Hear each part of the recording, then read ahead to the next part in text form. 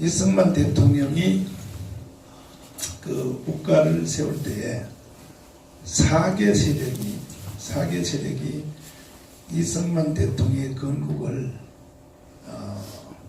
방해놓고 타격하고 이 나라의 대한민국의 탄생을 저지했던 이 사개 세력이 있었습니다. 첫 번째는 조선인민공화국입니다. 여기 9월 6일 날 생겼던 사건입니다. 광화문 바로 옆에 옛날에 이사 가기 전에 진명여고가 있었던 그 자리에서 박헌영이란 이 남로당의 빨갱이 이 대표가 이승만과 김구가 서울에 들어오기 전에 약 2달 정도의 공백이 있었습니다. 아시다시피 1945년 8월 6일 날 히로시마에 원자탄이 터졌고 3일 후에 8월 9일 날 나가사키에 원자탄이 터졌습니다. 36년 없었던 나라가 이제 해방이 됐죠. 막상 해방은 됐지만은 그때 저희 어머니 얘기를 제가 한번 들어보니까 우리 어머니는 원래 우리 고향은 경상북도 의성인데 우리 어머니가 해방될 때 평양에서 살았습니다. 그래가지고 평양에서 이제 해방을 맞이했는데 우리 어머니가 월드컵 우리 4강 할 때 막 애들이 길거리 나와서 붉은 악마 빨간 옷을 입고 전국이 그때 막 난리가 났지 않습니까? 그걸 보시더니 어머니가 그래, 얘야 지금 저 월드컵 4강 할 때 전 국민들이 오필승 코리아 저거 우리가 해방될 때에 그때 비교하면 아무것도 아니라는 거예요. 그래서 그러면서 이제 해방될 때 그때 얘기를 해주시는데 전 국민이 바깥으로 다 뛰어나와서 막 서로가 껴안고 뭐 한데 우리 어머니도 뭐 아무나 껴안고 막 울고 하다 보니까 한참 지날 때 보니까 남의 남자를 껴안고 막 우리 어머니가 막 울었다 그래요. 평양에서. 그러다가 이제 그 38선이 이제 나눠진다는 말을 듣고 우리 어머니가 이웃집에 놀러 갔더니 이제는 저기 남한에 못 간다고 고향에 못 간다고 왜냐니까 38선이 나눠진다고 그래가지고 이제 집에 와서 우리 아버지한테 저는 그때 태어나기 전인데 빨리 저기 우리 남한으로 가자고 왜 그러냐니까 38선 나라가 절반이 지금 잘려진다 그러니까 우리 아버지가 막 우리 어머니를 때리면서 어디 가서 쓸데없는 소리를 듣고 와서 그런 소리를 하냐. 그러니까 그리고 이제 어머니가 옆집에 가서 보니까 그 전라도 친구가 있었는데 저 비밀을 알려줄 테니까 빨리 돈 될 만한 거 금이라든지 이런 것들만 빨리 챙기고 집이고 땅이고 다 버리고 돈 될 만한 거 그냥 싸게 다 팔고 내일 저녁에 나를 따라 나서라고. 그래서 집에 와서 아버지한테 얘기하니까 아버지가 그런 쓸데없는 소리 듣고 앉아서 세상에 무슨 나라가 두 개로 나눠지냐고 막 아버지가 막 그런데 우리 어머니가 막 방에서 뒤로 누워서 막 어머니가 나는 죽어 나는 우리 엄마 얼굴 한번 봐야 돼. 그러니까 우리 외할머니죠. 그러니까 우리 엄마가 어머니라고 하는 그러니까 이제 우리 아버지가 발로 툭 차면서 일어나 에이 정말 미친놈이 생겨가지고 그럼 빨리 보따리 싸 어디로 가자는 거야. 남한으로 저녁에 내려가야 된다고. 그래서 아버지하고 어머니하고 이제 전라도 친구 옆집을 따라서 개성 바로 앞에까지 열차를 타고 보니까 열차를 탁 멈추면서 소련 로스케 그 소련 군대 군인이 더 이상 열차가 개성으로 못 내려간다. 그때 이제 개성이 우리나라 땅인데 그래서 이제 우리 어머니가 이제 땅에 주저앉아가지고 통곡하며 울면서 나는 이제 우리 엄마 얼굴도 못 보고 그래서 그랬더니 길잡이 하는 사람이 오더니 돈 얼마만 주면은 저 산 뒷길로 남한으로 내려가는 길로 가르쳐준다 그래서 돈을 주고 저녁에 숨어서 길잡이를 따라서 산을 넘어오니까 미군이 주먹밥을 이제 밥을 막 동그랗게 만들어서 소금 찍어서 큰 만들어서 오는 사람한테 주면서 내려오느라고 고생했다고. 그래서 우리 엄마 아버지는 이제 아슬아슬하게 그 휴전선이 완전히 막히기 직전에 남한으로 내려갔습니다. 그래서 그때의 그 해방됐을 때의 분위기를 월드컵 4강할 때 우리 국민들이 막 희열에 차서하는 걸 보고 이거는 해방될 때의 절반도 안 된다. 그렇게 기뻤다는 거예요. 근데 이제 그 기쁨이 오래 못 간 것은 누가 나라를 세우냐. 36년 없었던 나라가 해방은 됐지만 이제 나라를 세울 사람이 없으니까 그 국민들이 이제 기다리는 거예요. 누구를 기다리냐? 이승만과 김구를 기다리는 거예요. 이승만 박사가 언제 오냐고 전 국민이. 또 상해에 있는 김구 선생이 언제 오시냐고 막 국민들이 이제 소리를 지르고 김구 선생이 언제 오냐고 이승만 박사가 언제 오냐고 하니까 요때 틈을 탄 바로 박은영이가 전라도 광주의 벽돌 공장에 이제 숨어 있다가 해방을 맞았어요. 유일하게 공산주의자 박헌영 혼자만 국내에서 해방을 맞았어요. 그래가지고 이제 박은영이가 전라도 광주에서 수염을 딱 뗐거든요. 근데 사실 그 박은영 얘기만 해도 참 재밌는 얘기 많습니다. 원래 박은영은 충청도 예산 사람인데, 그 아버지가 정상적으로 이제 태어나지 않았어요. 아버지가 이제 지주의 아들인데, 동네 어귀에는 술집 여자를 하룻밤 데리고 잤어요. 그래서 그 술집 여자를 데리고 잔 거기서 태어난 애가 박은영입니다. 박은영이가 이제 술집에서 엄마에서 어릴 때 크다가 엄마한테 물어요.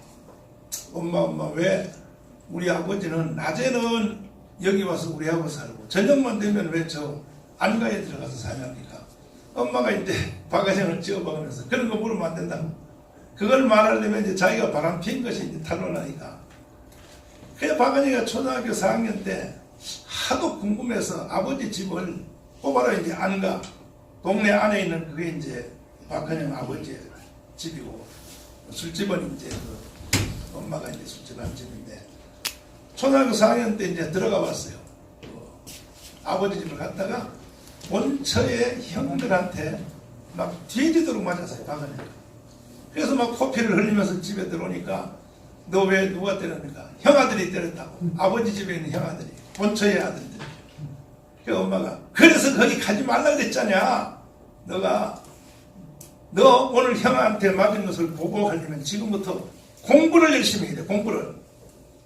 그래서 박헌영이가 아동심리학의 첫 번째 적개심이 그 형아들한테 맞은 것에 대한 보복하려고 적개심이 불타오르기 시작했어요.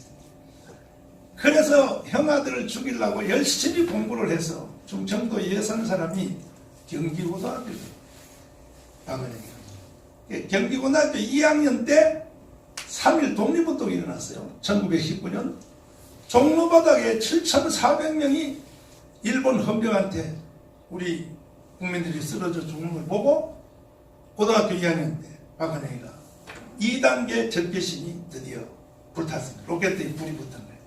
형아들을 죽일 일이 아니라 저 일본 놈들을 내가 죽이겠다.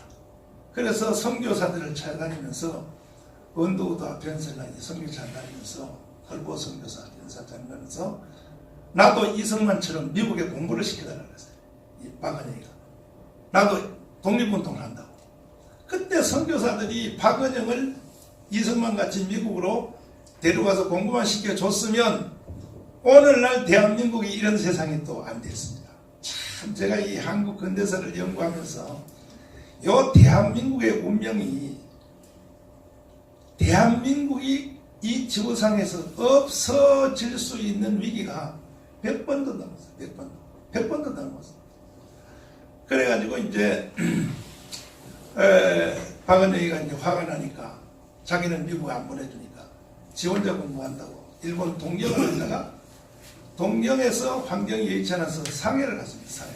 상해 가서 김구 선생하고 독립운동하는 사람들하고 나이 차이가 많이 나고 하니까 본 회의하는 데는 들어가지도 못했어요. 예를 들면 이동희, 그 다음에 김구, 그 다음에 여운형, 김규식 이런 사람들이 상해에서 회의할 때는 박은영은 그 회의장에 들어가지도 못했습니다. 여러분이 그 상해 임시정부를 다 가보셨겠습니다만은 참 나도 거기 가서 통보하고 온 적이 있었습니다.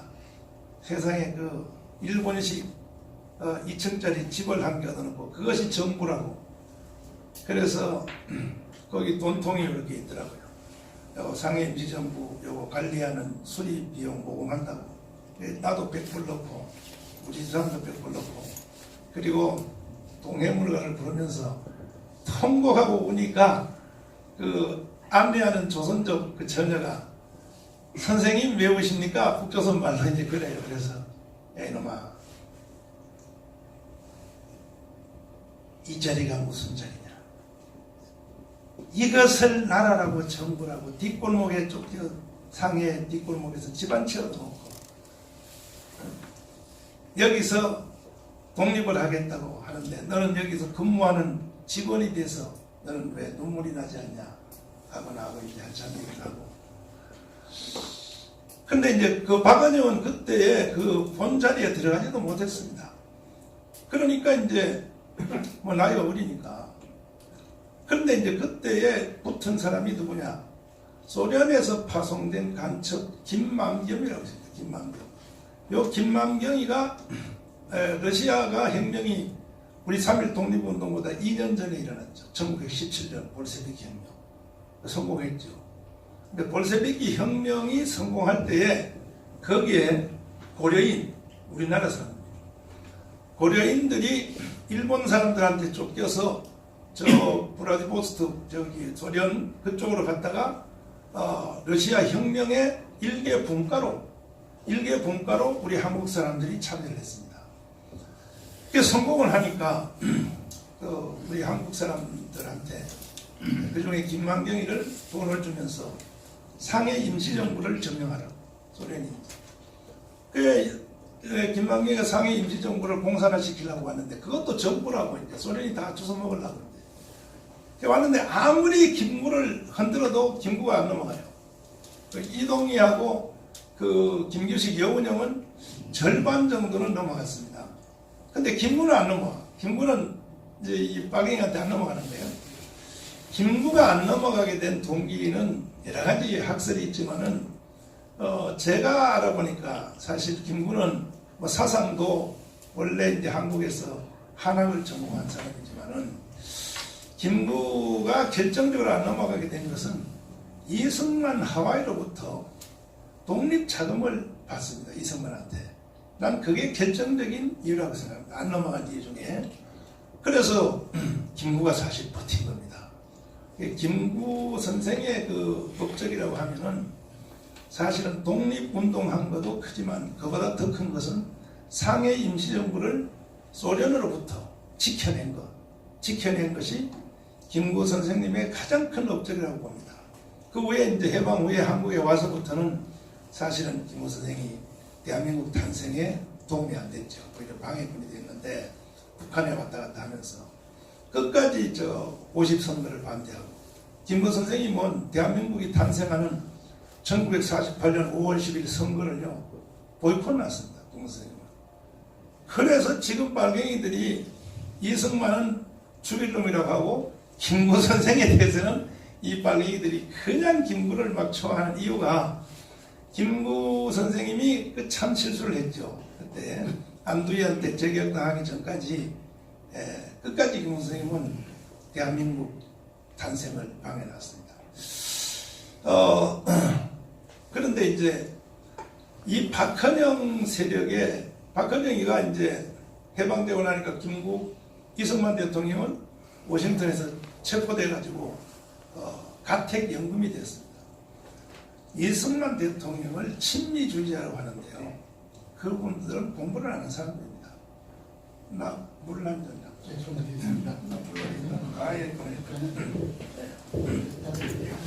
오늘 사실 내가 이런 얘기를 하려고 여러분 뵙고자 한 건 아닌데 말이 터져 나와서 지금 말을 하고 있습니다. 아, 좋습니다. 좋아요. 네.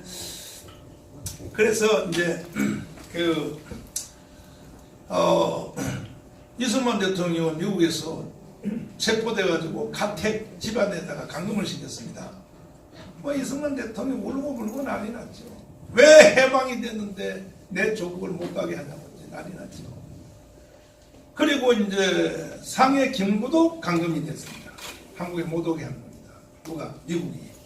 왜냐하면 김구와 이승만은 하도 고집이 세기 때문에 한국에다 넣어놓으면 골치 아프다. 자기 마음대로 하면 미국 말 안 듣는다니까. 그러니까 그 틈을 타고 두 달. 김구 선생님은 11월 23일에 왔죠. 이승만은 10월 16일에 오셨고, 그 틈을 타고 박헌영이가 광주 벽돌공장에서 숨어 있었는데, 상해 그 김만경 간첩한테 결국 포섭된 사람이 박헌영입니다. 박헌영이 포섭돼서 3개월 동안 공산주의 훈련을 받고 돈 300만 원의 돈을 받아가지고 1926년 이 조선에 들어와서 조선공산당을 창당합니다. 그게 1926년도.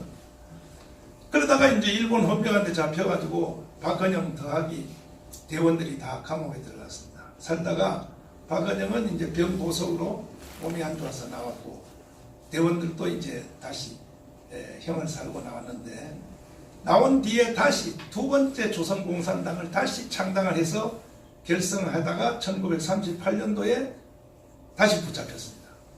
대원들은 다시 2차에 감옥을 갔으나 박헌영은 변장술이 원체 능해서 얼만큼 박헌영은 뛰어나냐면, 일본 헌병이 잡으러 박헌영을 추격에 들어오면 저 골짜기로 들어가 외딴 집이 있습니다. 그러면 이제 박헌영이 그걸로 들어갑니다. 들어가는 것을 한 200m에서 일본 헌병이 따라와요. 따라오면서 그 집에 들어간 걸 봤어요. 딱 들어오는데 그 사이에 박헌영이가 집에 들어가서 자기 얼굴에다가 뭐 숫터칠하고 이렇게 변장해서 나와서 문 앞에 와서 일본 헌병을 맞이하는 거예요. 일본 헌병이 혹시 여기에 조금 전에 사람 하나 안 들어갔냐니까, 아 여기 왔다 금방 나갔다고. 그런데 그걸 박헌영이로 몰라봐요. 그만큼 천재입니다. 이 변장의 천재입니다, 박헌영이가. 그래서 이제 1948년도에 2차 공산당을 결성하다가 일본 헌병에 잡히니까 이 박헌영은 도망을 전라도 광주로 갔습니다. 광주에서 벽돌 공장에서 1945년이니까 7년이죠. 숨어가지고 수염을 붙이고 변장을 해서 박헌영 아닌 것처럼 해서 벽돌 공장에서 계속 지하당 조직을 했습니다. 그래서 전라도 광주가 좌파가 많은 것입니다. 다 이유가 있습니다. 그때 만약에 박헌영이 대구로 갔으면 지금 아마 대구가 빨갱이 도시가 되죠. 그러다가 이제 히로시마 원자탄이 딱 터지니까 박헌영이가 수염을 딱 떼고 내가 박헌영이야 하고 이제 딱 나와버렸습니다. 나오니까 이제 박헌영 세상이 된 거예요. 그 광주 벽돌 공장에서 밑에서 이제 지하당 조직을 하는 애들을 들고 일어나서 서울로 뛰어 올라와서 진명여고 강당에서 1945년 9월 6일 날 조선인민공화국, 그러니까 지금 북한의 나라 이름하고 두 자가 빠진 겁니다. 지금 북한은 조선민주주의 인민공화국, 근데 거기는 민주주의 없고 조선인민공화국이라는 나라를 선포를 했습니다. 선포를 하면서 이제 벽에다가 대자보를 붙였는데, 대통령 이승만, 주석 김구, 이건 지금도 저 언론사에 다 영상이 있습니다. 8월 15일 광복절 되면 가끔 이렇게 틀어주는 걸 이렇게 지나가는 영상을 보면 그 대자보가 가끔 보입니다. 그러니까 거짓말한 거죠. 내가 조선인민공화국이라는 나라를 오늘 선포한 것은 내가 하는 것이 아니고 이승만 박사가 나보고 이렇게 하라고 시켰다. 이 거짓말, 사기치는 거죠. 김구 선생님이 먼저 나라를 세워놓으라고 말했다. 그래서 나는 이승만과 김구의 명령을 따라 조선인민공화국을 선포했다. 그러니까 국민들이 완전히 속은 겁니다. 이거 이승만이 시킨 줄 알고.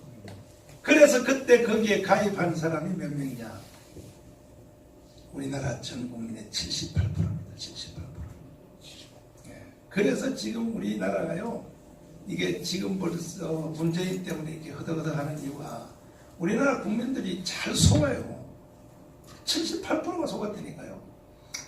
근데 78%의 국민들이 그때 공산당에 가입을 했는데, 박헌영의 인민공화국에, 이 말을 가지고 그 거짓말이다. 그거는 그냥 지나가는 옛날에 구전으로 입에서 입으로 흘러나오는 말이지 역사성이 없다. 그동안에 그 논쟁이 심했습니다. 그러다가 노태우 대통령 때 노태우를 물태우라 그러는데 노태우 대통령을 여러분 너무 무시하지 마십시오. 노태우도 한 일이 많습니다. 소련에 있는 누구죠? 고르바초프를 제주도로 불렀습니다. 불러서 돈 30억 불을 주고 고르바초프를 샀다고 봐야 됩니다. 그 빌려주는데 빌려주는 게 말로만 빌려준다 그러지 지금까지 돈 많이 다 못 받았어요. 뭐 지금 헬리콥터 뭐 몇 대 지금 가지고 아직도 남은 금액이 있습니다. 사실 그때 그냥 돈 주는 겁니다.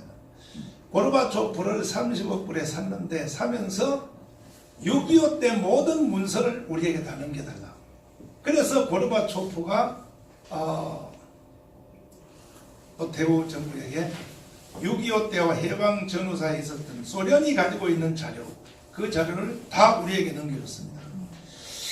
고르바초프에 대해서 또 지나가면서 제가 말씀 한번 드리면, 제가 미국에 갔을 때 그 태평양 그 레이건 대통령의 그 기념관, 그게 이제 레이건 고향이 그쪽인데 LA에서 얼마 안 됩니다. 한 1시간 반 정도 나가면 있는데, 저는 미국에 이제 부흥회하러 다니면서 대통령 기념관들은 거의 다 가봤습니다. 제가 역사에 관심이 있어가지고 어디 부흥회하러 미국 가면 혹시 여기에 저 미국 대통령 기념관 가까이 하면 있다 그래. 갑시다. 그래서 이제 피곤하더라도 구경을 거의 많이 했는데, 레이건 기념관을 가서 이제 쭉 돌아보는데 걔 눈에는 똥만 보인다고 다른 사람들의 눈에 전혀 안 보이는 글이 내 눈에 싹 들었습니다. 그게 뭐냐면, 레이건 기념관 여러분 가보신 분도 계시지만은 쭉 들어가서 이제 코스별로 쭉 해서 사진 뭐 그때 이제 하는데 고르바초프와 정상회담하는 사진이 있습니다. 근데 그 밑에 글이 써 있어요. 뭐라고 써 있냐? 나는 그가 분명히 기독교인인 것을 알게 되었다. 소련의 대표자 고르바초프가 기독교인이라는 것을 알게 됐다는 거예요. 소련의 치하교회. 그 어떻게 알았냐? 이렇게 알았다는 거예요. 밥을 먹기 전에 레이건이 기도를 했다는 거죠. 네, 나는 이제 기독교인이니까 기도하는 습성이 있어서 잠깐 기도하겠다. 그래서 고르바초프가 하라. 그래서 이제 기도를 하면서 눈을 뜨고 봤다는 거예요. 기도를 하면서. 그랬더니 고르바초프도 눈을 감고 기도에 참여하더라고요. 그래서 다 기도하니까 나중에 입에서 아멘 이러더라고요. 들킨 거예요. 그래서 레이건이 하하, 이 사람은 기독교인이구나. 그래서 소련을 다 해방시키겠다. 그래서 뭐 유고, 체코, 오스트리아 뭐 이런 거 있잖아요. 이 모든 걸 고르바초프가 전부 다 풀어줬는데 레이건이가 거기서 눈치를 챘다는 거예요. 이 사람은 기독교인이기 때문에 틀림없이 공산주의를 싫어하고 이걸 다 풀어준다. 그래서 서독도 여러분 서독이 그 통일된 것이 뭐 어찌고 저찌고 뭐 어떤 신부가 뭐 촛불을 켜가지고 왔다 갔다 하고 뭐 이래서 통일된 그런 현상은 지극히 가지 정도 하나밖에 안 됩니다. 실제로 서독이 동독하고 통일된 것은 고르바초프가 통일시킨 겁니다. 고르바초프가 풀어준 겁니다. 누구한테? 레이건한테 협박을 당했죠. 경제적인 협박을. 그래서 역사는 이제 한 30년 지나가야 그 역사 비밀 문서들이 다 이제 공개가 되니까 이런 것들이 이제 다 알려지고 하는데, 고르바초프가 우리한테도 좋은 일이었어요. 6.25 때 문서를 다 넘겨줬는데 그 문서를 받아보니까 그때에 뭔 거기에 서류가 있었냐면 우리나라는 1948년 5월 10일 날 50선거를 통하여 대한민국이 건국되었고 북한이 선거를 했습니다. 북한이 선거를 했는데 북한 선거는 어떻게 하게 되냐면 이승만 대통령이 한국에 들어오니까 이제 박은영이가 절을 하면서 박사님 오신다고 수고했습니다. 힘드실 줄 알고 내가 국가를 먼저 하나 세워놨으니 여기서 대통령 하시죠. 그래서 무슨 나라인가? 그러니까 왜냐하면 뭐 상해에 있을 때야 방에도 못 들어오는 저 바깥에서 청소하던 데니까 박은영은 이게 무슨 나라인가? 그러니까 조선인민공화국입니다. 그러니까 이승만 대통령이 턱을 떨면서 벌벌 떨면서 누가 있다 이 나라를 세우라 그래. 내가 이런 나라의 대통령으로 여기 온 자라. 그리고 그냥 때리치니까 그때부터 박은영이가 이승만을 죽이려고 하는 거예요. 이승만과 박은영이가 전쟁이 붙었어요. 이승만은 아시다시피 교회 장로입니다. 밤새도록 울게 되죠. 이승만이다. 하나님 나라가 해방됐다고 왔더니 일본 나라보다 더 나쁜 빨갱이 나라가 대한민국에 섰네요. 어떻게 하면 좋냐고 통보하고 보니까 그때 오제도 검사란 특별검사 말씀 들어보셨죠?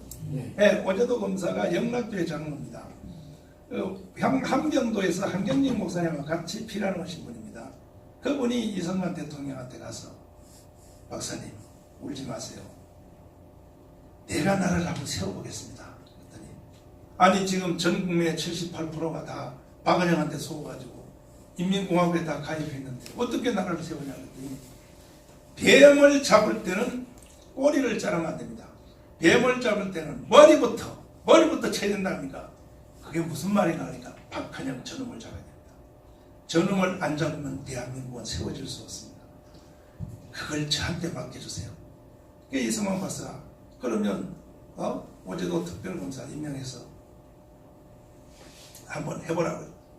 그때부터 오제도가 박은영을 미행합니다. 살살 따라다녀가 드디어 딱 잡혔죠. 정판사 사건이 나고 을지로 일가 있는 돈 찍는 기계. 일본 놈들이 자기 나라로 도망갈 때에 돈을 찍는 요즘 조폐공사죠. 돈 찍는 기계. 이것을 모래를 뿌리고 불을 지르고 간 게 아니고 오히려 종이와 잉크를 더 많이 구현하고 갔어요. 왜 그러냐? 누구든지 돈을 찍어서 나라 망하라고. 특별히 신양에서 관동 신양에서 일본군이 철수할 때는요, 아예 돈까지 다 찍어가지고 도시에다 다 뿌리고 그리고 일본군이 갔습니다. 그 돈이 화폐가 다 찍어서 뿌려놓으니까 누구든지 돈 나가서 그게 경제가 망하는 거죠. 그래서 이제 박헌영이가 원래는 앞에 박지원의 할아버지라고 하는데 그건 잘못하면 명예훼손에 걸립니다. 그건 조심해야 되고 박헌영이가 결국은 잡았습니다. 잡고 밤낮으로 돈을 찍어가지고 종로에다 뿌리면서 조선인민공화국에 가입하라. 국민들이 돈 준다고 하니까 요즘 문재인 대통령하고 똑같은 거죠. 630조 국민연금 벌어놓은 거 그거 전부 국민들에게 다 나눠준다 하니 요즘 하여튼 보면 그러니까 그때의 박은영이가 그렇게 했어요. 돈을 찍어서 다 하니까. 그래서 이제 오제도가 가서 박은영 너가 왜 마음대로 돈을 찍어서 쓰는 거야? 그랬더니 내 마음이지. 전 국민의 78%가 나를 지지하는데 너가 돈을 찍어 쓰려면 정식 국가를 세워야지. 정식 국가도 안 세워놓고 너 마음대로 돈을 찍어 쓰면 되냐? 해가지고 박헌영을 체포하려고 미국의 헌병사령관 베우드 대령이라고 있었습니다. 그 사람한테 이제 보고했어요. 내일 박헌영 체포한다니까. 박헌영 이름이 얼마나 머리가 비상한지 벌써 수일기를 다 해요. 이렇게 되겠다 하고 베우드 대령의 여자 비서에 김수임이라고 간첩 이화여대 나온 사람 간첩을 베우드 대령의 비서에다가 거기다가 벌써 갖다 집어넣어. 그러니까 여자애가 타이프를 치다가 보니까 내일 박헌영 체포한다. 본국으로 이제 미국으로 본국으로 전송하는데 그래서 박헌영한테 이랬어요. 선생님 큰일 났습니다. 내일 선생님을 체포한다고 지금 배우도 대령하고 오제도가 간다. 그래서 박헌영이가 또 변장의 기술을 발휘하여 수염을 여기도 달고 미아리 고개를 넘어서 경기도 포천에 가가지고 공산당 밑바닥에 있는 조직위원장한테 상여를 가져갔습니다. 사람이 죽으면 타는 상여. 상여를 가지고 와서 상여 속에 살아있는 놈이 관 속에 들어가가지고 빨갱이들이 상여를 메고 상여 노래를 부르면서 워워워 이제 가면 언제 오나 하고 가니까 미군들이 38선을 딱 있다가 어디 가냐고 보니까 영어가 안 통하죠. 선산이 바로 여기 있으니까 장례식가 본답니다. 오케이 가라고. 그리고 38선을 상여를 메고 이제 가서 저쪽 편에 가가지고 상여 속에서 나오면서 박은영 천재예요. 4개의 언어를 연선을 합니다. 영어, 그 다음에 중국말, 러시아, 일본어 4개 말 박은영 천재라니까요. 그 영어로 박은영이가 나 여기 왔다 메롱 이래 부르니까 그리고 북한도 도망가버렸어. 가지고 이제 김일성을 총동합니다. 나이가 새파랗게 어린 소련의 장교 출신 김일성한테 야야 신경 쓸 거 없어. 신경 쓸 거 없어. 내가 남조선의 78%의 국민들을 내가 공산당으로 조직해놨으니까 38선에 그냥 총소리 몇 번만 울려줘. 펑펑펑 이게 울리면 전쟁 필요 없이 남조선 안에 있는 전 국민의 78%가 김일성 만세, 박은영 만세, 그리고 이승만은 미국으로 돌아가. 이렇게 해요. 전쟁 없이 통일을 딱 시킬 테니까 너네 시킨 대로 38선에 총 몇 번을 쏴라 그러니까 김일성이도 러시아 장교 출신인데 믿을 수가 없어서 선배님 그게 사실입니까? 사실이지. 그 증거를 보여주세요. 남조선의 78%가 공산당으로 조직됐다는 것을 증거 보여줄까? 너 선거 한번 해봐. 선거. 그래서 1948년 9월 6일 북한 선거를 하게 되는 겁니다. 그때 북한 선거를 할 때에 남노당들이 도토리 도장을 파가지고 저녁에 도장을 딱딱 찍어서 선거 종이에다가 전라도표, 경상도표, 마다리푸대에 넣어서 평양 김일성한테 갖다 딱 받친 표가 놀라지 마세요. 전 국민의 78%입니다. 표정들이 조금 아니 남한 백성들이 북한 선거에 참여해서 도토리 도장을 봐서 선거 도장 찍어서 선거를 해서 북한에다 갖다 바친 표가 840만 표 중에서 504. 전 국민의 78%. 78%라는 말이 거기서 나옵니다. 전 국민의 78%가 빨갱이에 참여했다. 그걸 보고 김일성이가 야 목에 힘이 쫙 들어가면서 그때 찍은 사진, 그 표를 앞에 놓고 김일성이가 딱 좋아해서 표를 찍은 사진, 요 사진을 고르바초프가 노태우한테 넘겨준 거예요. 이건 비밀이 아닙니다. 그 당시에 중앙일보에 보도된 사람입니다. 중앙일보에 그 사진이 다 보도됐습니다. 전 국민 78%. 그리고 그 하지 중장이 그때에 여론조사를 해서 우리나라 국민들의 성향을 어떤 나라를 세워주기를 원하냐. 첫째 공산주의, 둘째 사회주의, 셋째 자유민주주의. 하지 중장이 안케이트 조사한 것은 84%입니다. 공산주의를 세워달라고 대답한 사람이 84%였습니다. 서울에서. 그러니까 뭐 국민들이 그때 다 속은 거죠. 그 이후로 지금 가장 큰 위기에 대한민국이 지금 우리한테 펼쳐진 것입니다. 국민들이 지금 또 속고 있는 겁니다. 문재인에게. 그 과거에 있었던 사건이 70년 만에 다시 돌아온 것입니다. 그래서 이제 어제도가 통곡하고 울면서 하나님 어떻게 이 나라를 세울까요? 해서 결국은 이제 메가드하고 하지 총장 붙잡고 이승만 대통령이 이렇게 외쳤습니다. 참 국민에게 연설하면서 대한민국 국민 여러분이요. 첫 번째 뭐냐면 절대로 공산주의는 안 됩니다. 빨갱이는 안 돼. 여러분들은 공산주의가 뭔지를 몰라. 우리나라 국민들이 공산주의가 뭔지를 안 적이 언제 알았냐면 6.25 후에 알았습니다. 6.25를 통하여 공산주의가 나쁘다는 걸 알았어요. 그전에는 국민들이 공산주의도 하나의 정치 제도 중에 제일 좋은 건 줄 알았어요. 6.25 때 인민군이 내려와서 살아있는 사람을 우물 속에다가 쳐박고 산속으로 데려가서 특별히 교회 다니는 사람들 총으로 그냥 세워놓고 이걸 보고 국민들이 이승만 박사 말이 맞았구나. 이게 빨갱이들이 나쁜 놈들이구나. 그래서 이승만 대통령이 절대로 공산주의는 안 돼. 빨갱이는 안 돼. 전향하세요. 그래서 전 국민들이 이승만의 눈물을 보고 전향을 했어요. 어떤 때는 이승만 박사는 그때 세계 최고의 학문을 한 사람이죠. 조지 워싱턴 대학, 그리고 하버드에서 석사를 하고, 그리고 프리스턴 대학에서 박사를 하니까 그 당시 지금도 미국의 스펙 중에요. 현재 미국인 애들 중에 3개 대학을 졸업한 사람들이 만만치 않아요. 근데 그 당시에 그냥 이승만 대통령이 뭐 대단했죠. 근데 이승만 대통령의 말이 너무나 앞서가고 화려하니까 국민들이 못 알아들어. 왜? 그때 우리나라 문명률이 70%예요. 글을 못 쓰는 사람이 70%입니다. 글을 못 쓰는 사람이. 기가 막히죠.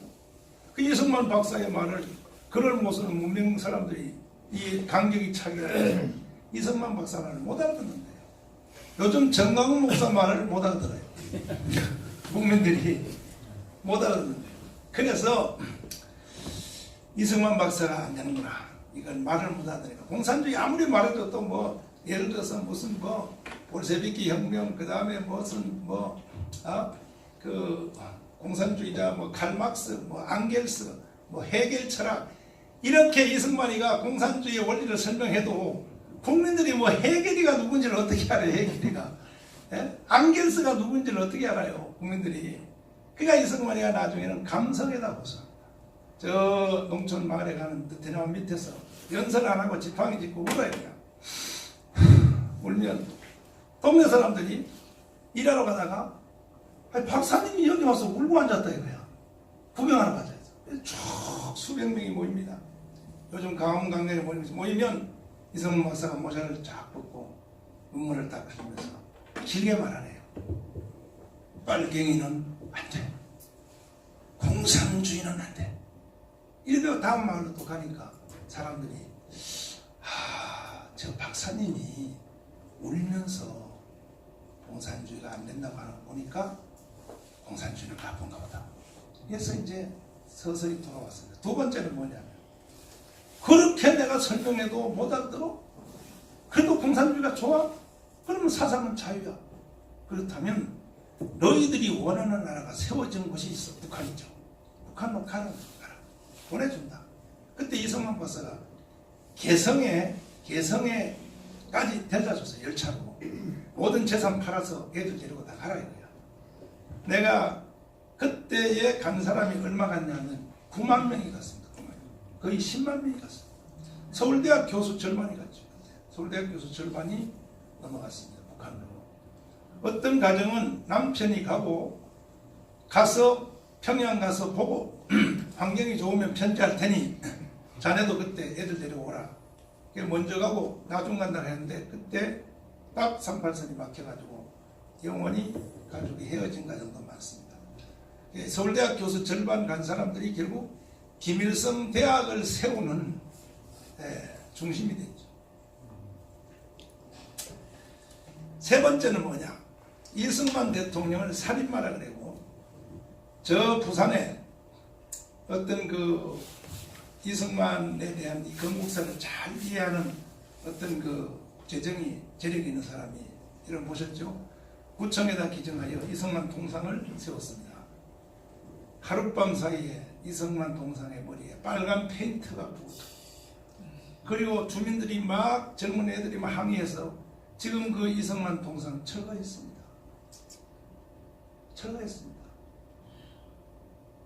철거해서 이것을 어떻게 하냐 하니까 인천의 인하공대에다가 이걸 기증하자. 그래서 인하공대 지금 그 동상이 창고에 이승만 창고에 지금 보관되고 있다는 말을 들었는데 그 왜 인하공대냐?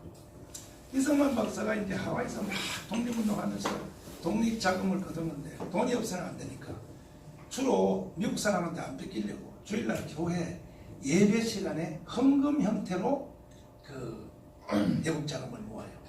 헌금으로 모아가지고 이걸 이제 청산리 전투 또 상해 임시정부 이게 돈을 지원하는데 나중에 해방되자마자 이승만 대통령이 그 모든 저 하와이에 있는 재단을 다 팔아가지고 한국으로 가져왔습니다. 가져와서 하와이에서 또 난리 났습니다. 박영만 세력이 이승만 대통령이 건국하는데 제일 힘든 게 한 사람이 일본 놈들이 아니고 누군지 아십니까? 우리 조선 사람 박용만. 하와이 가시면 다 아시죠. 박용만 파가 이승만 죽이려고 하는데 이승만 사기꾼 하와이에 있는 돈 저렇게 소문 퍼뜨는데 사실은 돈을 가지고 온 것은 사실입니다. 가지고 와서 뭐 했냐? 이 나라가 살려면 공업 과학이 발전해야 되면서 인천에다가 인하공대를 세웠어. 그래서 이름이 인천과 하와이. 인천과 하와이의 앞에 말을 따서 인하공대라고 세워진 것입니다. 그 돈으로. 나중에 이제 하와이에서 듣고 이승만 나쁘는 도둑놈 우리 돈 다 주당 팔아가지고 도망갔다 그러는데 나중에 알고 보니까 세상에 인하공대를 세운 거예요. 그 돈으로. 근데 바로 그래서 이제 인하공대 거기에 그 이승만에 대해 세운 학교니까 거기 지금 창고에 이승만 동상이 있다 그러는데 지금 이승만 동상이요 그림만 이렇게 그려도 난립니다. 얘들이. 제주도 4.3 사건 기념관 돈 1,000억을 들어서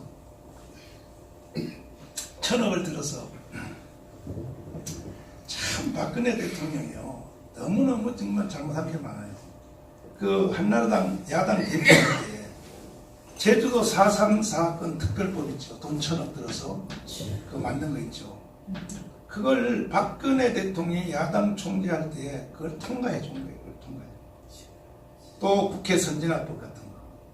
선진화법을 그걸 박근혜 대통령이 그 통과해 준 거 아닙니까?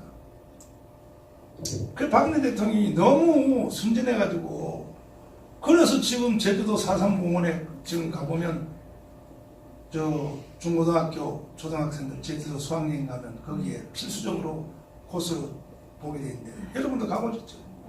그 한 바퀴 돌고 나면요 애들이 요 벽에다가 이승만 개새끼, 이승만 살인마 거기만 딱 그것만 보면 이승만에 대한 적개심이 그렇게 만들어놨어요. 다음에 우리가 정부를 다시 찾으면 제주도 4.3 기념관 있죠. 내용물 전부 다 치워버려야 됩니다. 맞습니다. 맞아요. 새로 만들어야 됩니다.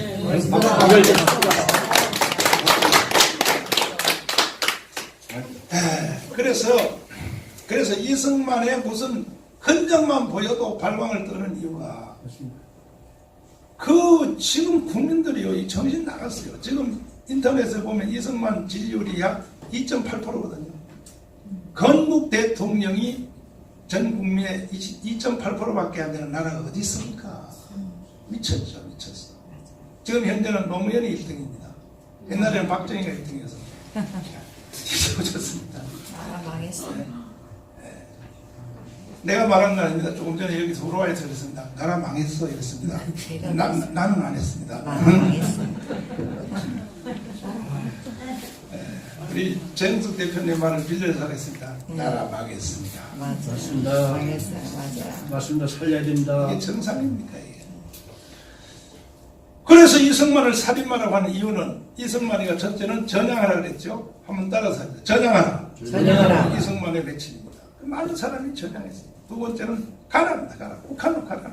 싫으면 가라. 이게. 한번 따라서 합니다. 가라. 가라. 그래서 9만 명이 갔어요. 내가 9만 명이 갔다고 어디서 연설했더니 한겨레 신문 기자가 나를 아주 떡칠해놓고 정강훈 사기친다고 9만 명이 가기는 뭘가 9명도 안 갔다. 막 해가지고 제가 그분을 명예훼손으로 검찰에 고발했더니 그 여자 기자더라고요. 그래서 막 코리아나웃에서 만나자고 목사님께서 만났더니 한 번 용서해 주시고 아우 제가 잘못했어 해가지고 내가 검찰에 고발하면 취소해 줬습니다. 그때 이승만이가 보내준 거예요. 사실 거의 10만 명을 보내줬어요. 가라 이거야. 이승만이가 처음부터 중요한데 세 번째가 뭐냐, 저장하라고도 안 하고 북한으로 보내준다고도 안 가면서 한국의 지하에다 구축해서 자꾸 공산당을 퍼뜨리고 하는 이놈들에 대해서는 이승만이가 처단하는 거예요. 이제 죽이는 거예요. 오늘날 이 시대에 이승만 같은 지도자가 없는 것은 공산주의 빨갱이들은 처단해야 됩니다. 처단. 맞아요. 맞습니다. 처단 안 하고 말이야. 그러니까 이것들이 그 살아가죠. 그래서 지금 그때에 그 처단을 하니까 지리산으로 도망갔어요. 빨갱이들이. 그래서 전라도 이제 구례에서 올라간 빨갱이들, 경상도 거창에서 올라온 빨갱이들이 지리산 꼭대기에서 회의를 했어요. 경상도 빨갱이, 전라도 빨갱이. 이 백선엽, 백인엽이가 막 속탄 작전하고 올라오니까 이제 죽는 거예요. 그러니까 우리가 여기 장렬하게 김일성 장군 만세! 하고 죽을 것인가. 죽어서는 아무 일을 못하니까 가짜로, 가짜로, 진영복처럼. 진영복에도 가짜 전형서 쓰고 나왔거든요. 가짜로 전형서를 쓰고 나갈 것인가. 그래서 이제 투표를 했는데 죽어서 없어져는 못하니까 가짜로 쓰자. 그래서 가짜로 쓰고 백선엽, 백인엽한테 전형서를 제출하고 내려왔어요. 내려와서 그때부터 그들이 주로 어디서 살았냐. 지리산 밑바닥에서 경상도, 전라도, 지리산 밑으로 붙어서 살았습니다. 살면서 목숨 걸고 자식들을 역사 공부를 시켰습니다. 역사 공부. 놀라지 마세요. 우리나라의 역사 교수가 540명입니다. 역사 내지는 역사와 관계성을 가지고 있는 학문을 가르치는 교수가 540명 중에 남로당 출신이죠. 남로당. 빨갱이 편드는 사람. 이 교수가 얼마냐? 504명입니다.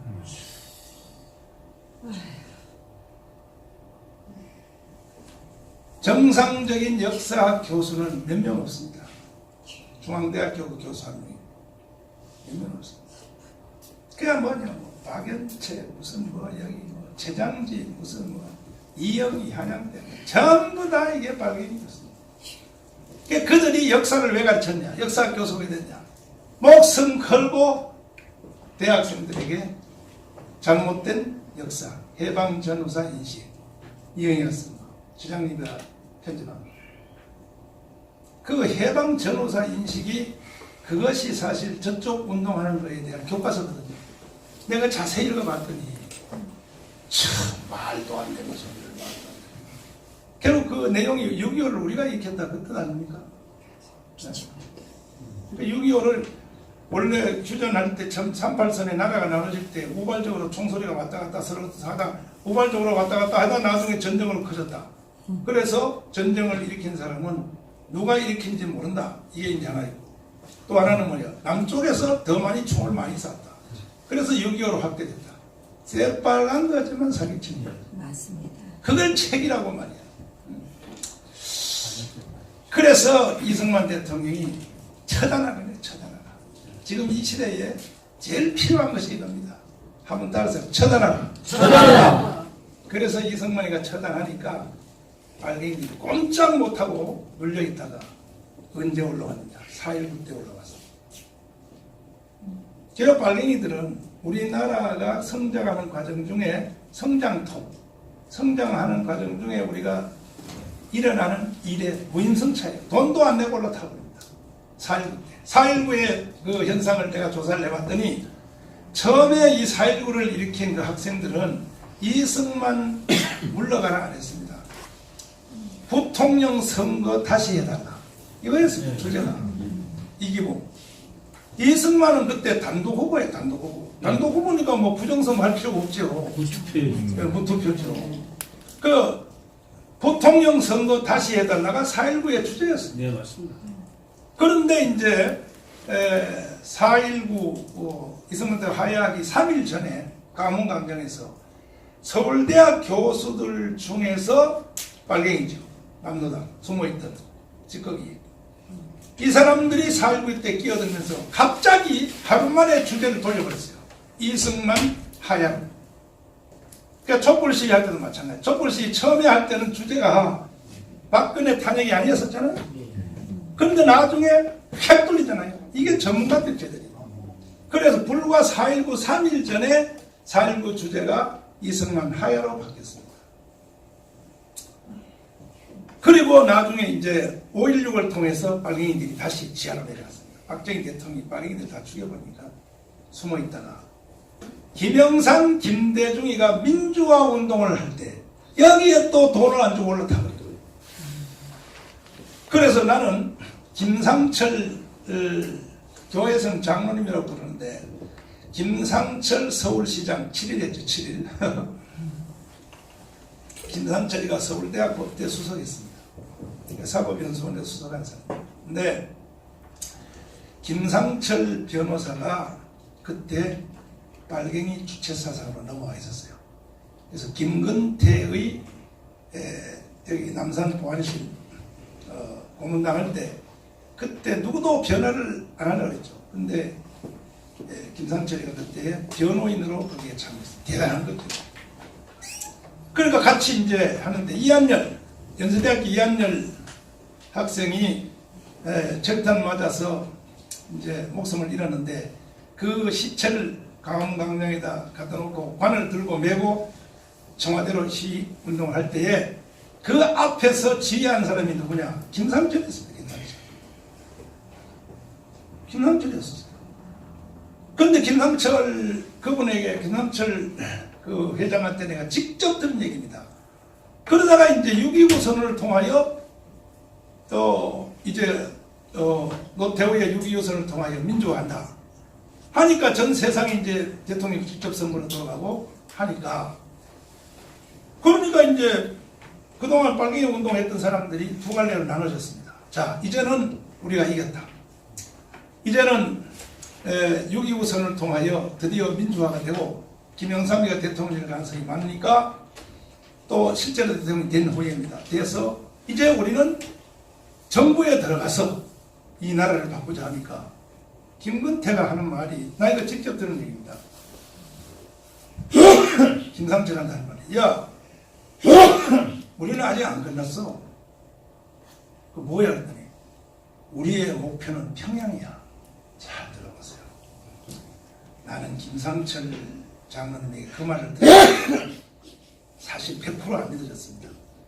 우리의 목표는 평양이야. 평양으로 가는 게 목표야. 그 김상철 회장이 아니 그게 뭔 말이야? 너는 그것도 모르고 지금까지 우리와 함께 민주화 운동을 했냐? 우리가 민주화 운동한 것은 민주화 운동이 아니야. 평양에 만들려고 지금까지 한 것이다. 그래가지고 김상철이가 거기서 열받아가지고 대판 싸움이 붙어서 김상철이가 우리 쪽으로 돌아오는 전향하는 키포인트가 된 것이다. 난 그걸 밤새도록 들었습니다. 그 헤어진 거예요. 그렇게 친한 친구인 김근태하고 다 헤어진 거예요. 그러니까 민주화, 순수한 민주화 운동을 위해서 했던 사람하고 서경석 이런 사람들 전체 다 이거 전향하고 다 넘어왔는데 그때에 김근태를 비롯하여 다죠. 지금 현재 민주당에서 청와대를 점령한 바로 이 세력들은 처음부터 목표점을 평양으로 두고 했다는 것을 나는 김상철 변호사한테 나는 그걸 들었습니다. 근데 그때는 설마 했는데 지금 와보니까 그게 맞은 거예요. 지금 저들의 목표는 평양입니다. 그래서 대한민국이 커나가는 과정 중에 돈도 안 내고 우인성찰을 해서 계속 발작을 떨다가 드디어 지금 청와대를 접수했습니다. 청와대를 접수했는데 이제 여기서 사실 이 대한민국을 지켜낼 수 있는 사람은 누구인가? 저는 밤낮으로 기도하고 이 상태에서 대한민국을 다시 이번에만 한번 제대로 지켜내면 골드만삭스 회장이 예언한 대로 2050년도에 가면 이 지구촌에는 두 나라만 초강대국으로 나옵니다. 하나는 미국이고 미국은 지들 나라니까 미국이라고 하겠죠. 그 다음에 G2 중에 하나는 대한민국이다. 대한민국과 미국이 지구촌에서 초강대국으로 남게 되겠죠. 이건 골드만삭스 회장이 한 말입니다. 조건 하나가 있습니다. 통일이 자유통일로 됐을 경우 그리고 바로 이어지는 말은 뭐냐? 중국의 동북삼성, 유령성, 기림성, 흥룡강성이 그때가는 어느 나라 땅이 될지가 한번 흥미롭게 지켜볼 일이다. 이 IBD 지금 하버드, 프린스턴, 콜롬비아에서 나오는 교수들의 논문입니다. 현재 정치학 교수들이 2050년도에 가면 동북삼성이 어느 나라 땅이 될 것인가? 왜? 그거 옛날에 다 우리 땅입니다. 우리 땅. 이렇게 이제 보고 있는 이런 마당에 이번에 이 문재인 사건만 잘 극복하면 대한민국이 잘 극복하면 정말 좋은 세상이 올 줄을 압니다. 네. 유튜브. 그리고 이제 마지막 결론 말씀을 제가 여러분 올 때가 뵙고자 한 것은, 그럼 누가 대한민국을 지켜낼 것인가? 군대가 지켜낼 것인가? 군대 다 먹혔는데. 언론이 지켜낼 것인가? 다 아주 언론 다 먹혔는데. 검찰, 경찰, 국정원, 기무사, 대한민국의 전체 100% 다 지금 다 넘어갔습니다. 세상에 제가 애국운동할 때 김대중 대통령이 대통령 돼서 국가 해체 의도를 딱 시작할 때 난 눈치챘습니다. 그래서 그때부터 난 애국운동을 시작했습니다. 했는데 우리 시청 앞에 그림 안 보이지? 할 수 있나? 없어요? 네. 했는데 그런데 그때 김대중 대통령 시절에 벌써 저는 눈치를 챘어요. 아, 이 사람들이 평양으로 가려고 하는구나.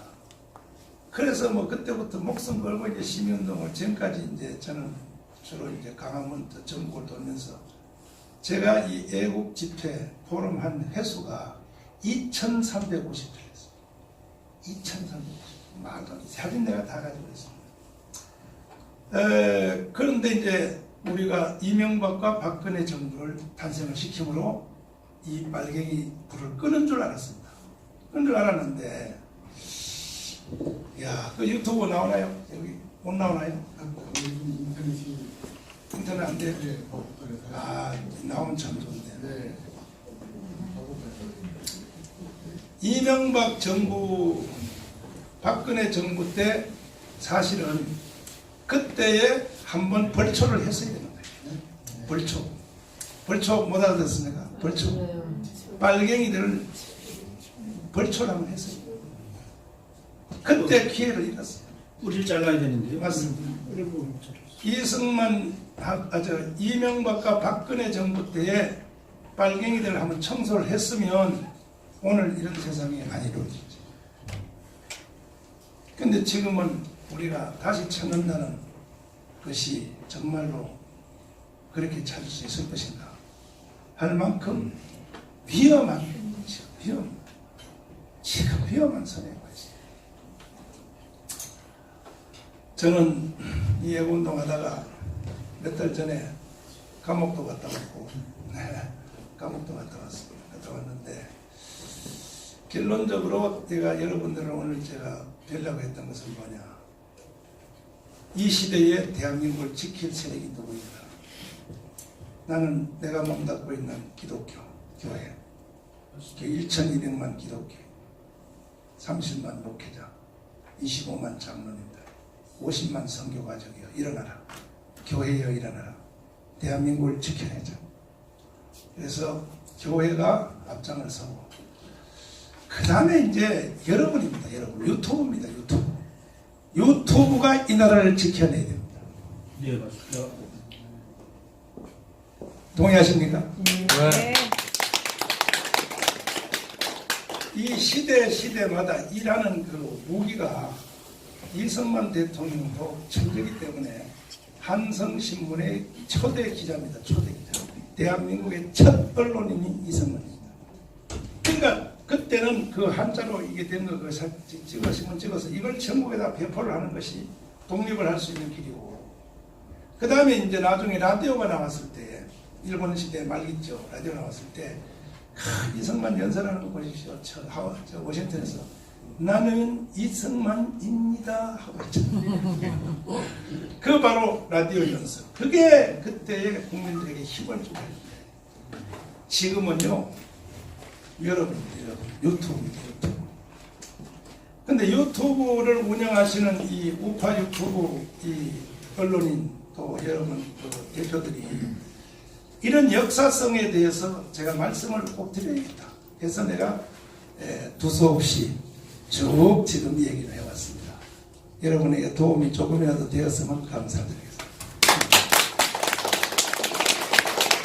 만약에 여러분이 원하시면 1박 2일이라든지 강원도 산속에 한번 좋은데 시설을 빌려서 유튜브 하신 분들을 다 모시고 제가 한번 수는 없지만은 여러분에게 이 되어져가는 한국 근대사 이것을 한번 여러분에게 내가 설명할 기회를 여러분이 한번 모여주시기만 한다면 좋은 시설의 강원도에 가서 여러분에게 한번 내가 강의할 그런 의지가 있습니다.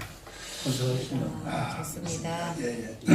그래서 여러분들이 이 방송을 하실 때에 이러한 아주 현실적인 한국의 대한민국의 근대사, 대한민국이 어떻게 세워졌는가, 이것이 여러분 피 속에 녹아 있어야 방송할 때 무의식 중에라도 툭툭툭툭툭 튀어나와야 됩니다. 툭툭 튀어나와요. 그렇게 한번 무장해 주시면 감사드리겠습니다. 네, 오늘 저는 여기로 마치도록 하겠습니다. 들어주셔서 감사드립니다. 질문이 있으시면 또 하는 가지 하시죠. 네, 말씀하시죠. 저는 우리나라 대한민국이 북한을 평화적으로 통일시켜서 연구를 30년을 했습니다.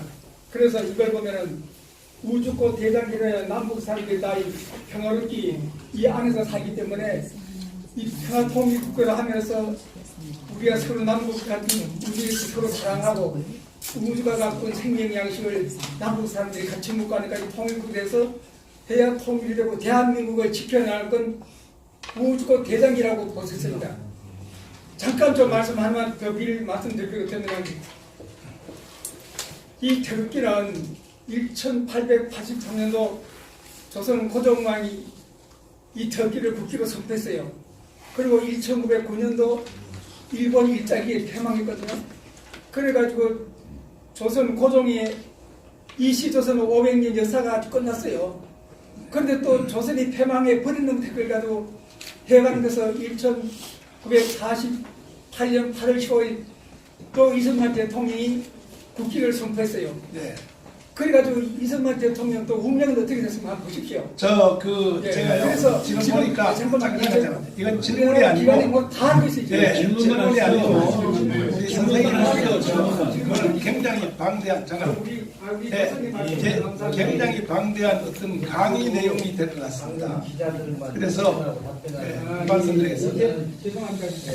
지금 우리 선생님이 질문하신 그 지금 말씀을 통해서 참고로 말씀을 드리면 우리 애국 방송을 하시는 유튜브 하시는 분들이 혼자서 편집해야죠. 혼자서 취재하셔야죠. 혼자 카메라 들고 다녀야죠. 맞아요. 그러니까 하기가 너무 힘든 거예요. 근데 국가는, 대한민국 국가는 이 모든 뉴스들을 언론사로 공급하기 위해서 연합뉴스라고 하시죠. 네. 연합뉴스라고 하는 것을 운영해서 거기서 기사를 다 뿌려줍니다. 그래서 우리 애국운동 하시는 여기 단체에도 이 모든 기사와 이 자료, 이런 방대한 자료를 뿌려주는 연합뉴스 같은 기관이 있어야겠다.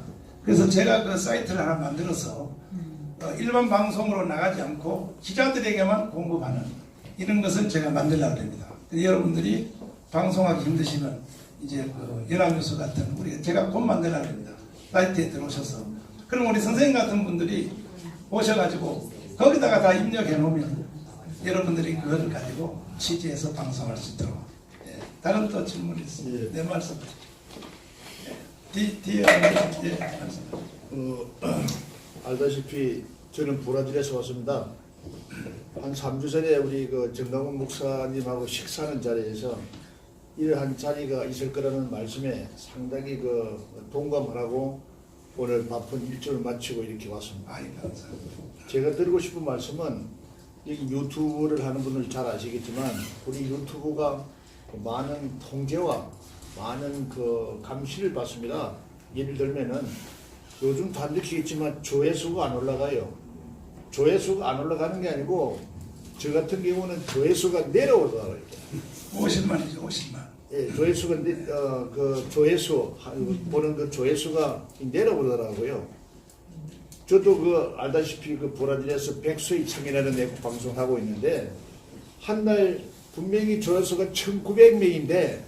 아침에 적어놓은 게 1,600명이 돼 있더라고. 그리고 모든 사람들이 야 요즘 조회수가 안 올라간다라는 그 말에 제가 드리는 말씀인데 유튜브는 알다시피 그 미국 방송인데 유튜브 코리아가 많이 그 조작을 하는 것 같아요. 그래서 우리 그 유튜브 하는 사람들이 어떤 단체라든가 목사님 말씀처럼 조직을 해가지고 그러한 사례가 있으면 사례를 모아서 미국 유튜브 회사에다가 대한 코리아 유튜브에서 이러한 일을 하고 있다를 하는 것도 유튜브 방송하는 사람들의 그 보호로 맞습니다. 해가지고 그 다음에 이제 두 번째는 저는 브라질에 그 태권도 사범으로 갔던 이 사람인데 우연히 방송을 하다가 이 걸려가지고 불구속 기소를 당했습니다. 그 외국에 있는 교포중에서 제가 처음인데 저는 그 제목이 문재인은 빨갱이라 그래가지고 뭐 잘 아시겠지만 그래서 이제 구속을 겨우 면하고 불구속 기소돼가지고 집행유예 아니 징역 8월에 집행유예 2년을 받고 가까스로 살아 있습니다. 그래서 이제 죽으면 죽으리라 다시 지금 한국에 나와 있는데 사실 조심을 해야 되겠더라고요. 유튜브 하는 사람들이 조심하고 요즘은 통제를 어떻게 하냐면은 자칫하면은 뭐 저작권 침해 그래가지고 뭐 조회수를 묶어놓고 또 아마 광고도 안 주고는 통제를 많이 하니까 결론은 여러분들이 모여가지고 유튜브 협회라든가 그런 뭐 조직을 해서 그런 사례를 수집해가지고 그 사례를 미국에다가 이렇게 우리가 당하고 있다라고 하는 것도 우리가 스스로 자유롭게 지지할 수 있는 일이라고 생각합니다. 그 유튜브는 국내 지부보다가 지금 싱가포르에 있는 아시아 지부에서 지금 이 광고 주목되고 하는 게 거기서 다 통제를 합니다. 그런데 아시아에서 하는데 그거보다가 더 우려스러운 것은 앞으로 유튜브에서 대한민국의 애국 운동을 위하여 만든 유튜브는 무조건 다 빼버린다 하는 이런 아주 불길한 소문이 지금 들려오고 있는데 거기를 대비해서 우리가 유튜브 회사 같은 서버를 우리가 만들어야 됩니다. 만약에 그렇게 되면 이해가 되십니까? 우리가 그 서버를 캘리포니아에다 만들어서 그걸 미리 제가 정주재 선생님하고도 조금 전에 내가 얘기 왔는데 여러 가지 우리가 대비를 해야 됩니다. 대비를 해야 되는데 그 전에 우리나라 이 정부가 바뀌기만 하면 문재인이가 물러가고 바뀌기만 하면 다시 정상적으로 갈 줄 알고 그리고 참고적으로 여러분 강의를 하시거나 방송하실 때 빨갱이라 그러면 무조건 처벌받습니다. 최소한 벌금은 내야 됩니다. 근데 좌파를 하면 괜찮습니다. 그 다음에 또 꼭 뒤에 말을 이렇게 쓰시면 괜찮아요. 빨갱이로 의심이 된다. 괜찮습니다. 의심이 빨갱이 같이 보인다. 이것도 괜찮습니다. 근데 그냥 너는 빨갱이다. 그러면 이거는 벌금입니다. 그래서 그런 참고를 방송 언어를 잘 숙지하셔서 여러분 해주시기 바랍니다. 말씀하시죠. 예, 오늘 전광훈 목사님 말씀을 잘 들었습니다. 평소 유튜브가 살아야 나라가 산다 캐치프레이즈를 가지고 있는 태극 FM 유튜브 김용선입니다. 아까 목사님께서 말씀하실 때에 유튜버들이 한번 모여서 지금 한국 근대사 말씀을 하셨지 않습니까?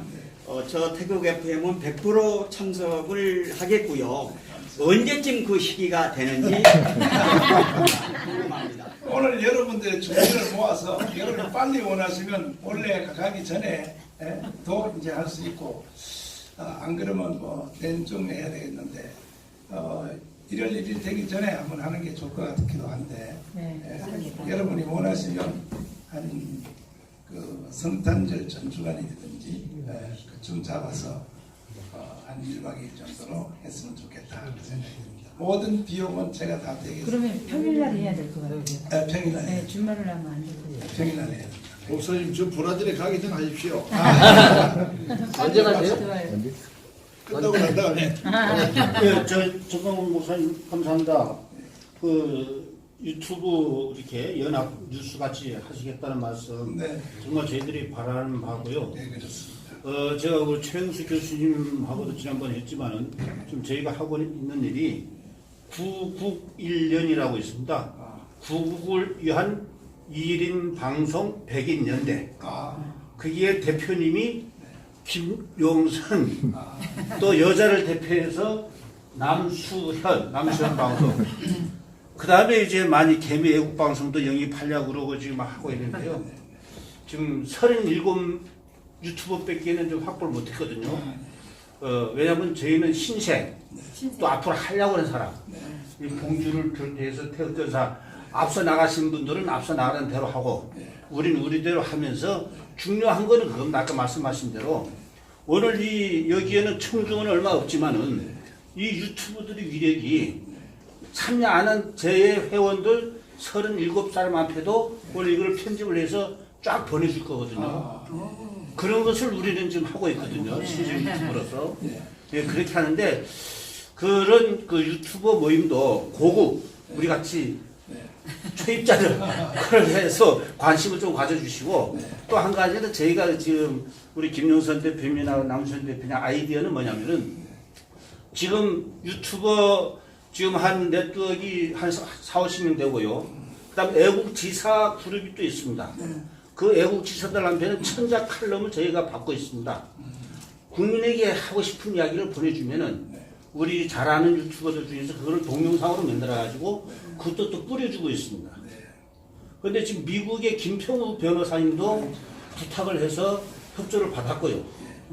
그래서 저는 저희가 부탁을 하는 것보다는 정광훈 목사님의 그 강력한 그 영향력으로 해서 미국에 계시는 분들, 우리 한국 사람들도 동네 뭐 좀 나무리고 외국에 가 있는 분들 하면 또 관심을 갖지 않습니까? 저도 영화배우 김지미 미국에 있지 않습니까? 그 패친을 통해 가지고 김지미하고 친한데요. 김지미한테 메시지만 받아달라. 유튜브 의견 여러분 힘내십시오. 김지미도 함께 하겠습니다. 그만 받아놓으면 그것도 만들어 가지고 했을 적에 그 어렵지 않겠는데요. 네, 근데 제 힘으로는 도저히 안 될 것 같아요. 이게 정광훈 목사님이 김지미 앞에 할 때 서를 대변해가지고 그 김지미 목소리면 더 좋지만 일단 김지미 씨가 지금 어느 주에 있는지 그것만 해도 알려주시면 알려드릴게요. 캘리포니아에 있는지 알려드리겠습니다. 캘리포니아 쪽에서 북쪽은 샌프란 쪽에 있는지 샌디에고 쪽에 있는지 그 정도만 알려주시면 그 미국은 교회가 셉니다. 교회가. 목사님한테 전화하면 금방 나옵니다. 그래서 가서 맞습니다. 그래서 지금 제 또래 연식이 좀 김지미를 안다는 거는 좀 연식이 좀 오래된 사람들인데 제가 태어나서 제일 처음 짝사랑 했던 여자이기 때문에 왜냐하면 그런 사람들도 나라가 지금 망했구나. 김지미마저도 부국의 소리로 나오는구나.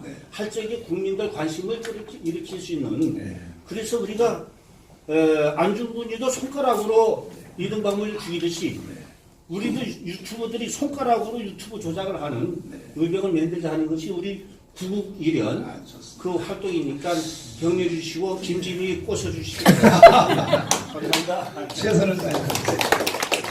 그 대신에 저 미투 사고는 치지 마시기를 바랍니다. 지금 이거 다 녹화됐나요? 네. 실시간으로 나가고 그렇지 않아도 다음 주에 지금 목요일로 제가 잠정적으로 생각하고 화요일 날 조선일보의 광고를 지금 나올 때 누구든지 유튜브 방송을 개인적으로 하고 싶은 분들은 제가 그 전문가를 데려다가 특강을 하는 겁니다. 핸드폰만 가지고 오면 된다. 밑에 삼각대는 여기 와서 사면 된다. 10,000원 주고. 그래서 싸다. 계정해서 은행 계좌번호까지 해서 돈 들어오는 것까지 완벽하게 이것을 강의를 하려고 합니다. 그래서 유튜브 인구를 확산을 시켰어요. 여러분 그래서 다음 주에 이것을 하려고 할 때 조갑재 선생님 어제 만났는데 정광훈 목사님도 그거 하면 지금까지 한 일 중에 제일 큰일 한다 그러면서 그래서 하고 그리고 그 자료를 이제 지금 말씀하신 김지미 뿐이 아니고 전국과 전 세계에 있는 모든 교회 그 장로님들과 성도들을 기자화하는 겁니다. 기자를 다 해서 기자 임명증도 다 주고 해서 해가지고 핸드폰으로 딱 찍어서 우리 중앙 서버에다 올려놓으면 여러분이 다운해서 방송하면 되는 거니까 연합뉴스 같은 자료 제공을 제가 하려고 합니다. 조금만 기다려주세요. 또 다른 말씀하시죠. 지금 방금 말씀하신 거 이제 기자화 했는데 실제로 기자증이란 거 그런 게 있어야 되겠더라고요. 어저께 예, 어제 그 대한문 그 세종문화회관 좋습니다. 그러면 거기서 할 때 그러면 찜이 공식적으로 없으니까 유튜브 협회라고 네. 우리가 한번 그런 건데 창단 네. 모임을 한번 합시다. 예, 찜은 진짜 해가지고 그래서 청와대도 들어갈 수 있도록 네, 기자팀 그런 게 있어요. 기자증을 줬습니다. 예. 네. 남선 병원 잘해라. 그래서 다음 또 말씀하시죠. 저는 뭐 1차 집회 때부터 나왔던 봉준호 방송입니다. 아이고, 네, 그런데 지금 우리 현장 유튜버들이 네. 후대접을 많이 받습니다. 네. 왜냐하면 현장 유튜버들은 저 사람들 나오면은 공짜고 그냥 봉사하고 와서 찍어주길만을 바라는 그런 지금 유튜버거든요.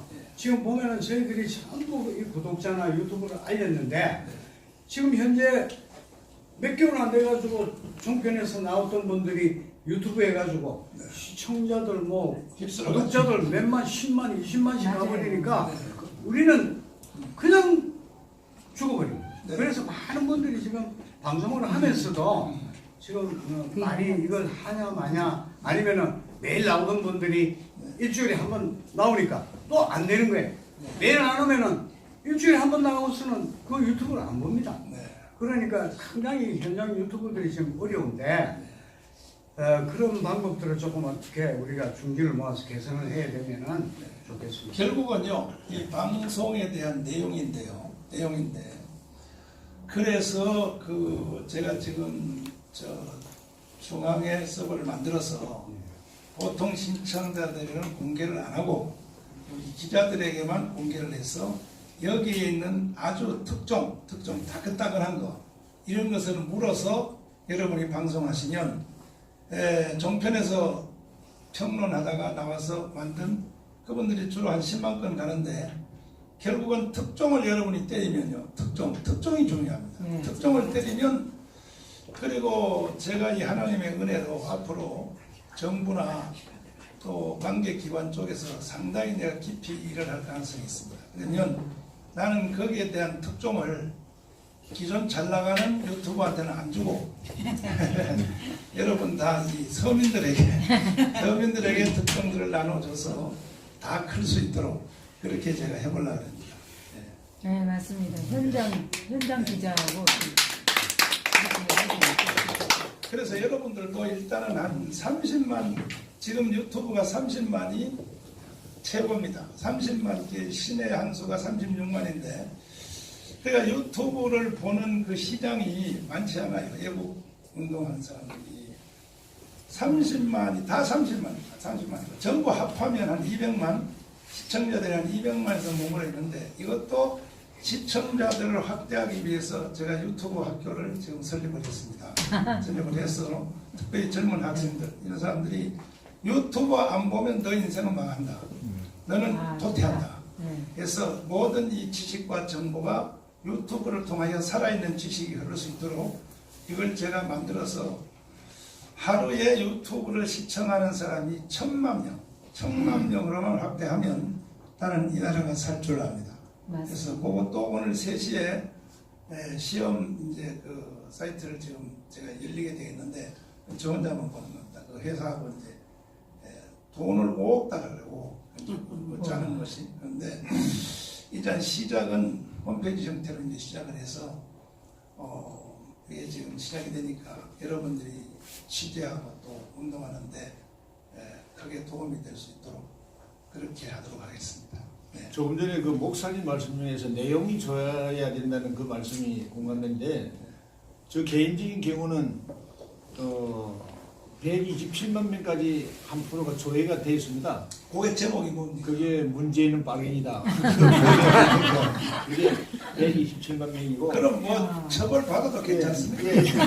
그래서 그 부분에서 내리라고 그랬으면 내려버렸습니다. 그 다음에 올린 게 이제 그 박지훈이 할복하라 이게 지금 이거는 76만 명까지 올라가는데 역시 그 내용이 중요하더라고요. 맞습니다. 내용이 중요했을 때 독자들이 많이 보게 되는 이야기를 내용인데 그 아주 위험성을 왕래하는 그런 내용은 표현을 잘해야 됩니다. 그런데 몇 번 이제 가서 재판 받아봐야 그래야 그것도 공부가 됩니다. 공부가 되니까 그 표현을 잘 하시면 아주 그 특정 내용을 부드럽게 방송할 수 있습니다. 그렇게 하시면 될 것 같습니다. 자, 다음은 또 없으시죠? 네, 잠깐만.